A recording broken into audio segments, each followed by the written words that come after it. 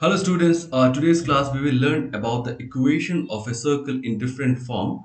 So we will see three different ways we can write the equation of a circle. So the first one is called the standard or the simplest form.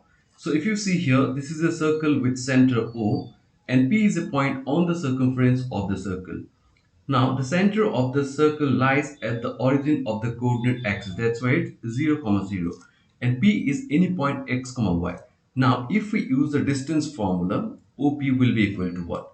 We know distance formula is difference of x coordinate square plus the difference of y coordinate square, right? So we can write it will be x minus 0 square plus y minus 0 square, right? Now see this distance OP, which is equals to what? OP is equals to the radius of the circle. So can we write this?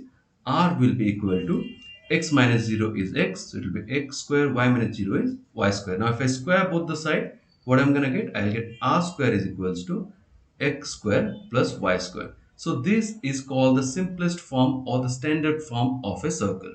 Okay. If the coordinates of a point on the circumference of the circle is given and the center of the circle is the origin itself, then simply finding the radius you can find the equation of the circle. Easy. Let's see the next equation. The next equation is called the central form. Now in this, the center of the circle is not the origin of the axis. It's another point. Let's take it h comma k, and P is again some point on the circumference xy. So what we're going to do, we'll do the same thing just like the before, just like the one we did before. We will find OP. OP is what? OP is the distance. So we'll use the distance formula. So we'll get x minus h whole square and we will get y minus k whole square. Again, OP is what? OP is equals to the radius of the circle.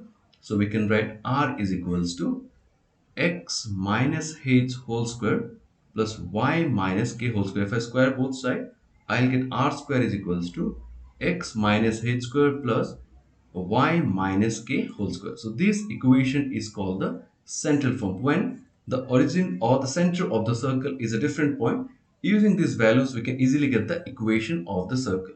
Fine. Let's see the third type. The third form is called the diameter form. Now see, here AB is a diameter. Let's take O is the center of the circle. P is any point on the circumference of the circle. If you remember, we learned in 10th standard, what is the angle subtended by a semicircle? A semicircle always make 90-degree angles at the circumference. Doesn't matter where you draw, everywhere the semicircle will make 90-degree angles. That means what? That means the line AP is perpendicular to the line BP, right? So the coordinates are given. So let's find first slope of AP.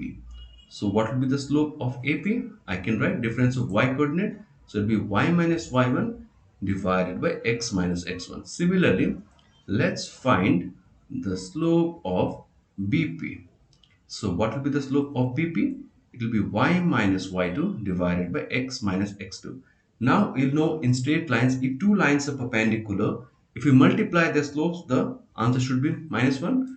So if we do m1 into m2, it should be minus 1 when two lines are perpendicular. So let's take this as m1. This is as m2, slope of AP and slope of AB. So if we do m1 into m2, we should get minus 1, right? So what's the value of m1? We have y minus y1 divided by x minus x1. m2 we have y minus y2 divided by x minus x2, which is equals to minus 1. Let's further simplify this.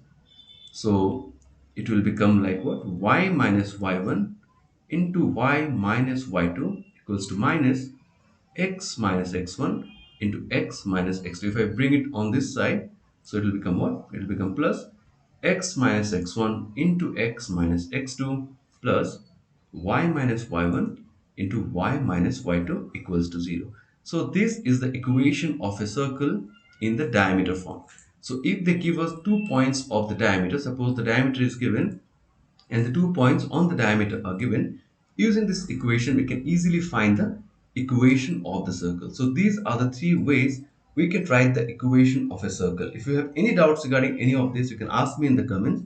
Next class we'll take questions from this different form. So I'll see you students in the next class.